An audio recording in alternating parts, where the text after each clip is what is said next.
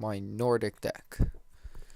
It only has 9 actual Nordic cards in it, but I've only lost once, and that was to Light Sworns.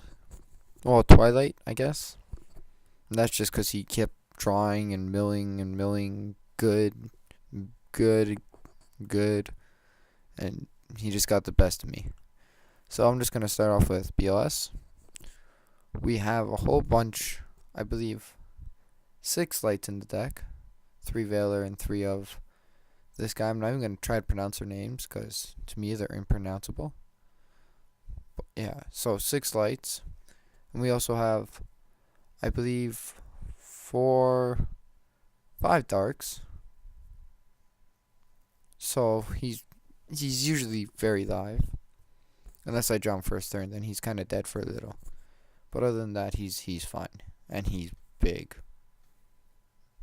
It's very hard to get over BLS. He shouldn't be here in any format other than when he was initially released. Next, we have our triple Veiler. Just stops anything. Staple in 3 this format, in my opinion. Gores, because I run 9 traps, but most of the time, if they're going to attack, they've gotten through all my traps and spells and everything. So I usually drop him when I have him. He's never really just sitting in my hand dead because they would have to get through the traps first. But yeah, Gores is must. Love this card. Most decks I play actually use Gores. I have about like 7 copies of Gores I think I had. I believe I still have like 5 or 4. I have a lot of Gores copies. It's a very good card. Love him to death. Next, we have the first Nordic card I'm going to show you. And it's the Black Horse, which I like to call it. Its effect is completely useless now. Especially now.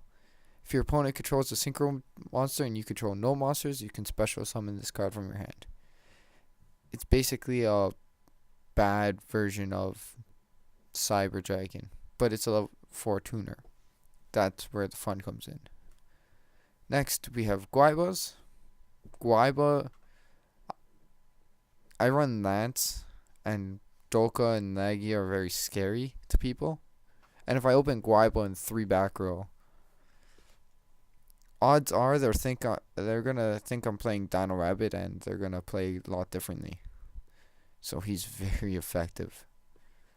Most of the time when I get Dolka on the field, I start synchroing. And he's just amazing. Next, we have the Neo-Spacing Grand Wall. For the stuff I can't get over. Or if I have bad hand and I just want to bounce her stuff. But yeah, he deserves to be at 1. 1's very good. Now we have Sangan because a lot of our monsters are under 15. We have this whole line here and the Veilers. So he gets his searches done. Now we have the Black Goat. When a monster you control is destroyed by battle and sent to the graveyard, you can special this card from your hand. Once per turn, when this defense position card is changed to face-up attack position, you can special summon 1 Nordic beast monster from your deck except for himself. So that's why you play this guy.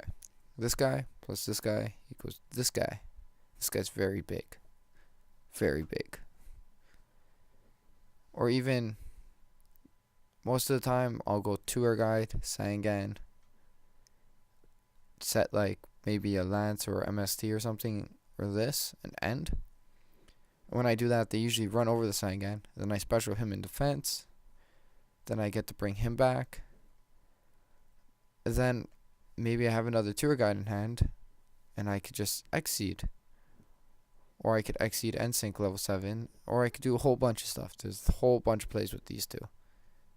It's what makes the deck so amazing. It's a toolbox, in essence. Then we have our 3 tour guides. Now we have Book of Moon, because the card is amazing in this deck.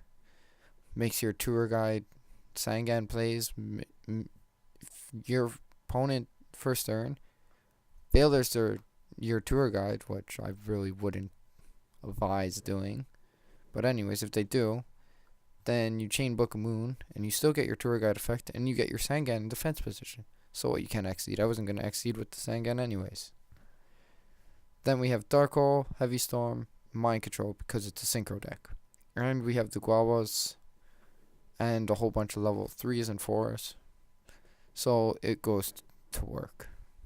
Now we have Reborn, Staple, 2 MSTs. I play 2 because I play 2 lands. I kind of think the 2/2 is a very good ratio. MST gets rid of back row that, like, Judgment and Warning, stuff that lands can't protect you with. But then you have your lands to protect you against everything else. So it's pretty good. Now we have Avarice, because again, this is a synchro deck. I want to reuse those synchros that go to the grave. Then we have 2 Duality, just in case the deck gets a little slow at times. Like, I play it more passively. So most of the time I'd rather Duality than go Tour Guide if I have like Sangan in hand or Guava. I'd rather just Duality, see what I get, normal summon Guava, set land, set this, end. That way if I get Heavy Stormed, I could chain both if I really wanted to. Or at least I could chain this, which I'll get to. And then we have 2 lands. Next, we only have 9 traps. We have 3 of these. It's very simple. Add 1 Nordic monster from your deck to your hand. It's a pretty good card. It gets this guy. Or if you really want this guy. But yeah. Then you have Mirror Force. I run Mirror Force because I want to protect him if I have him in face down defense position. And usually if I have him face down position, my opponent will summon 2 monsters. That's just my luck. And 1D person isn't going to help me. I need 2 of them. Now I have Judgment and Warning Solemn Brigade. It's because they're awesome. The only problem I have with them is because of this guy. Decreases his attack, but it's alright. Then I play 2 Torrential. Just because I like going Tour Guide, Sangan, Torrential. It's always fun. Next, for our extra deck, which is Stonework, like this is going to be gone, this is going to be gone. For, I believe, Scrap Archfiend. And I have to think of another good level 7. Probably Ancient Fairy. It's the best one I could think of right now. But we have level 5 Catastor, Staple in all synchros. Even in non-synchro decks, it's good. Then we have Brile, another staple. Ancient Sacred Wyvern, the big boss monster. Scrap Archfiend, like, I just added him because this is usually what you do. So it's level 7, and then if you only have this guy in Black Rose, your decisions are kind of limited. It's good to have 2700 Peter. Or if you want to play a little bit passively, or you're playing like Gravekeepers or Malefics or something, you go Ancient Fairy Dragon. That's always fun. Then you have your Black Rose to blow up fields. Next, for level 8, we have Scrap and Stardust. Very, very simple. Then we have Thor. Just because I've never actually gone into him while playing this deck, but I'm pretty sure if I got him off, he'd be very hard to get off the field. You can negate, once per turn, you can negate the effects of all face-up monsters your opponent controls until the end phase. And during the end phase, if this card was destroyed in any way by battle or card effect, you can remove 1 Nordic Beast Tuner from your graveyard to special summon this card from the graveyard. And when this card is special summoned by that effect, you inflict 800 damage. So he's big. He's 35 and 28. And if you get rid of him, he can come back and deal damage on top of that. So when I get him on board, I hopefully eventually will, then I'll be very happy, to say the least.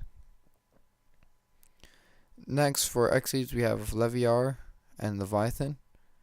These are the ones I actually own in real life, and I kind of want to add Zen mains, but I don't have room. The only thing I could really cut is the Ancient Fairy, but I kind of want that in there. Then we have our Utopia and Utopia Ray, and our Lagia and Doka. Oh, that's my deck. Thanks for watching my video. Subscribe if you want. Click a like if you liked it, and comments are always appreciated. See you later.